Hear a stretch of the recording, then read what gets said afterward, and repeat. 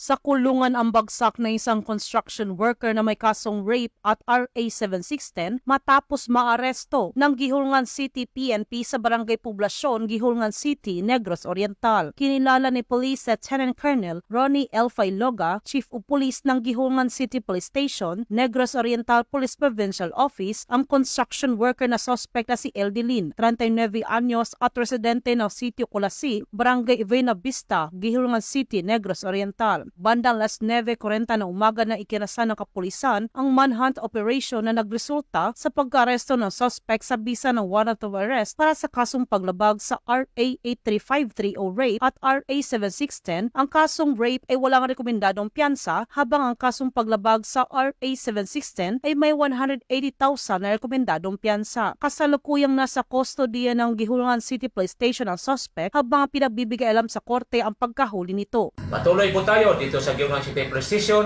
sa pagtugis ng kriminalidad. Nitong Agosto 5, taong kasalukuyan, ang Gihulngan City Police Station ay nakaresto ng isang akusado sa pagkagahasa na may parusa hanggang 20 taong pagkabilanggo na walang piyansang iginawad galing sa korte.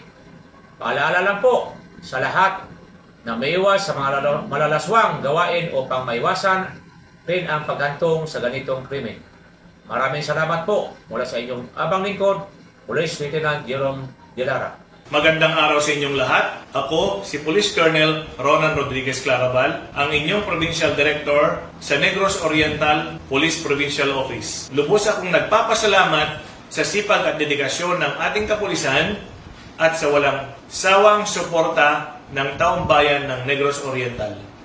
Maraming salamat. Mabuhay tayong lahat. Patunay lamang na ang kapulisan ng Gihulngan City ay patuloy sa pagpapatupad ng kanila sinumpaang tungkulin kontra kriminalidad na hulihin ang mga nagkasala sa batas upang magkaroon ng maunlad na bansa tungo sa isang bagong Pilipinas. Mula dito sa Central Visayas, ako yung Police News Network Correspondent, Patrolwoman Nikia Caniedo, alagad ng batas, taga-taguyod ng Balitang Pulis.